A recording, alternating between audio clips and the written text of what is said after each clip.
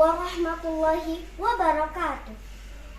The honorable judges, teachers, my beloved friends and audience.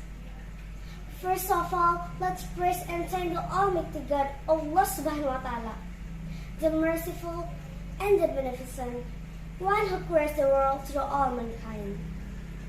Secondly, salawat and salam, praise to our prophet Muhammad sallallahu alaihi wasallam, who has guided us from darkness to the brightness era, namely Islam. Before I deliver my speech, let me introduce myself first. My name is Afiza Qawiyun. I am 9 years old and I'm a student of elementary school Inspirtif and Ilham.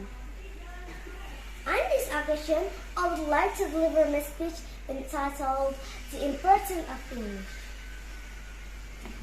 My friends, do you know that English is the official language of the world?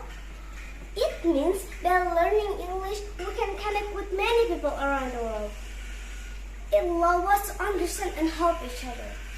English can also help us to achieve our dreams because English is a language of education and technology.